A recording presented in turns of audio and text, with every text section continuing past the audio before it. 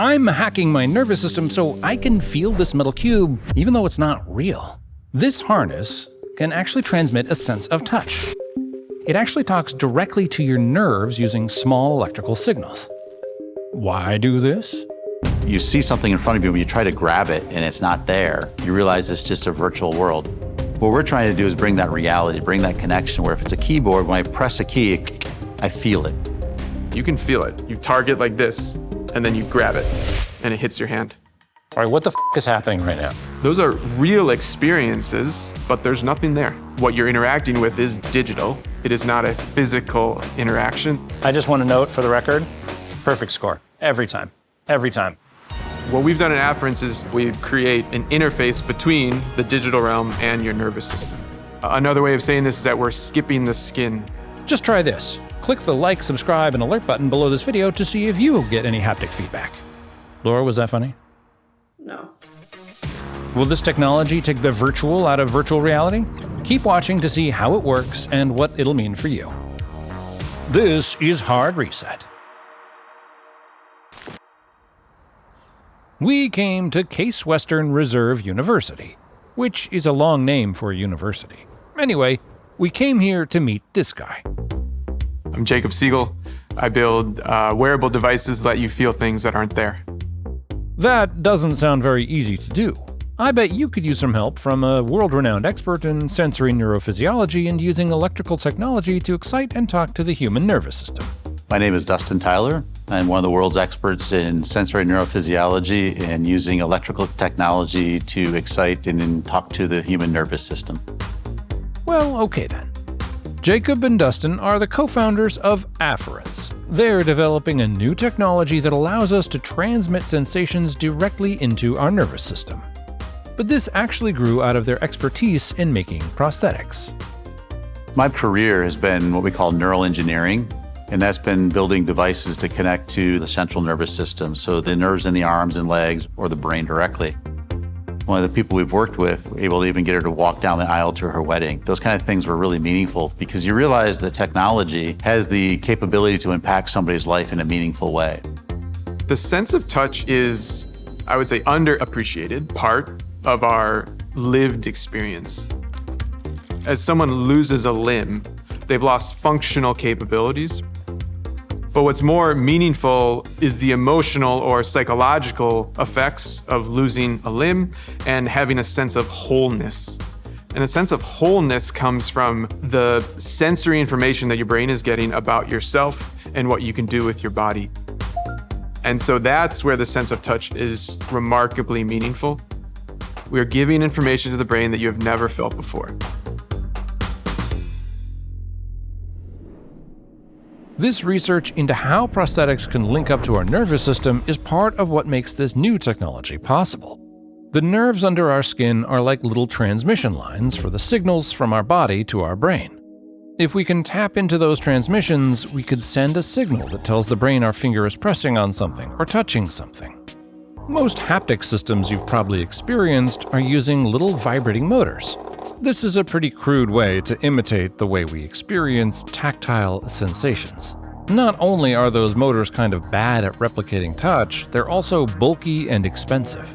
All the haptic experiences you've had so far, whether that was with a mouse and a keyboard or a cell phone, have used your skin to create that information that goes up to your brain. Whereas at Afference, we can skip the skin and send information directly to the brain through our neural interfaces.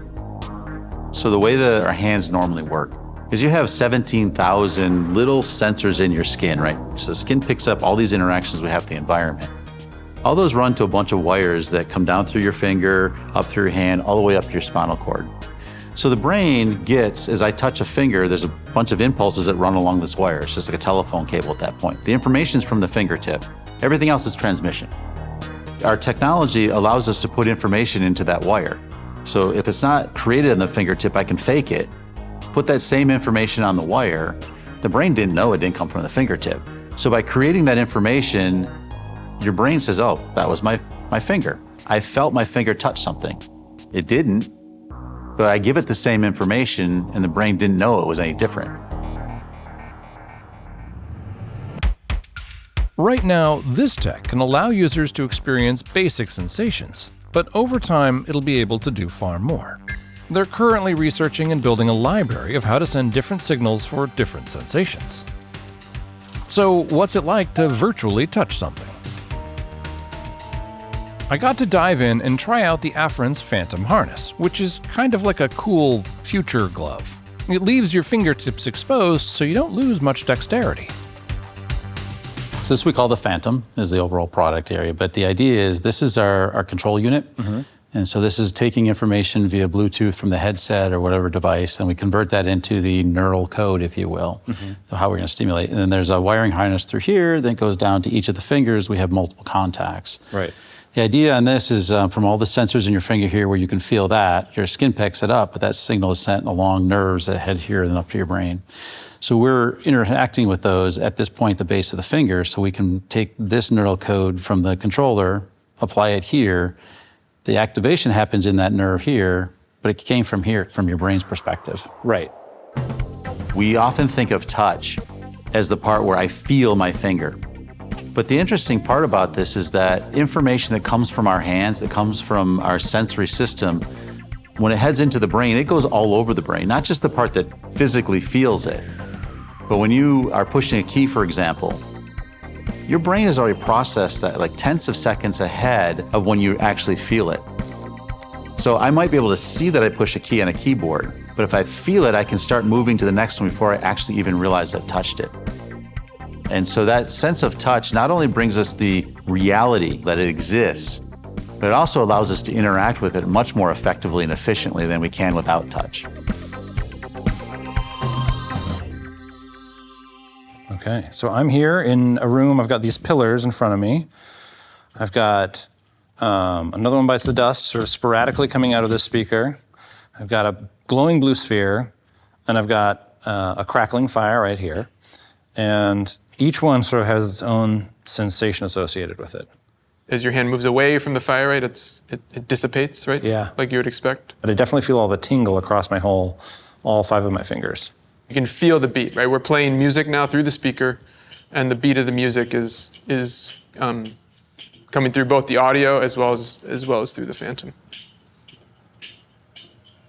We can see your head bobbing up and down. Sorry. It's a great song. Great song. I have to admit, I was more than a little concerned that if I died in the game, I would die in real life. But I decided to go through with this simulation anyway. So I want to set expectations here. This is a technology in development. Currently, the sensations you experience with the harness are not the same as if you were holding a physical object, at least not yet. Right now, it mainly feels like a strong tingling, similar to the buzzing you might feel if your hand were to fall asleep. But even that feeling is enough to create feedback in your brain that makes it feel like an object is really there.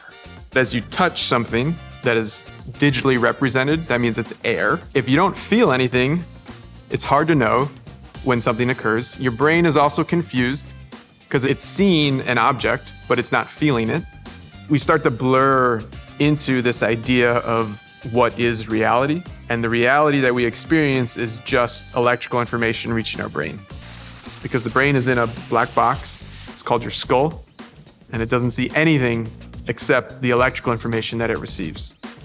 Afference isn't looking to have this available to consumers for at least a couple of years, but they are currently working with partners to integrate it into wearables like rings or watches that connect to spatial computing or other digital content. Once it's mature, this technology can take virtual experiences to a new level. It can give us a sense that we're really in these virtual environments. This might not seem like a huge deal, but think about how impactful it was to add synchronized sound to movies. Suddenly, a visual medium had a whole new dimension to speak through. So this could potentially be like that. And go ahead and try it with your finger as well. So you can pull. Oh yeah, and when you touch it, it gives you like this immediate sensation, like, ah. Our sense of touch is extremely important to our perception of reality. We can see and hear things, but touching them is often what confirms to our brain that something is real. Once touch is integrated into virtual experiences, it could totally change how we relate to them. The future we're imagining is when we have heads-up displays. That means I don't need to be looking down at screens. I have glasses or headsets that are depicting information to me. It could be a map, it could be a text message, it could be entertainment. And then I have a wearable. It's on my wrist, it's on my finger. And when I want to manipulate that content, I can do it and I can feel that interaction. The lived experiences can come through haptic information coming through these wearables. Chances are that most people will encounter this as a consumer device first. The AR and VR market is in its infancy, and new technologies like this will probably make their way into wearables you use at home. But this isn't just for things like gaming. So what'll the future look like when this technology is fully mature? What will it mean when we can speak directly to our nervous system? Picture a scenario where this technology was ubiquitous and cheap. There's the obvious value of enriching digital interactions, entertainment, and 3D gaming. But virtual senses like this could allow us to do much more. We could operate robots remotely with a sense of touch even as we're manipulating objects far away. Or it could allow surgeons to experience a sense of touch as they operate tiny robotic manipulators. And, bringing it full circle, it could open up new areas of research in the world of prosthetics, allowing people with limb differences to bond more fully with their prosthetics or completely change the way they use them. This is a potential leap forward for how we use media. There's a very simple answer for why we need this. In one word, it's connection. Touch is what connects us to each other, and it connects us to the world around us. And if I can actually reach and feel something, it's real to me. The richest thing for me is to see and listen to one of our subjects from the limb loss talk about essentially emotion about holding his wife's hand. That's not what I thought we'd get into this for. As we build the tools to understand more, it's not just that tool, it's not just the ring we're going to create, it's not the technology, but it's how people use it. It's how the painter paints with the brush. Right now, we can record our thoughts with the written word, or what we hear and see with audio and video recordings. These innovations have had an incredible impact on civilization, each with its own unique character. Once we add our sense of touch to the tools of expression at our disposal, what will it mean for how we share the way we perceive and think about the world? What will it mean when people can literally step into our skin? Guys, like and subscribe. Smash that like button. Which is the audience? Is that the audience? That's the audience. Okay. You told me not to look at the camera earlier. You can't see them?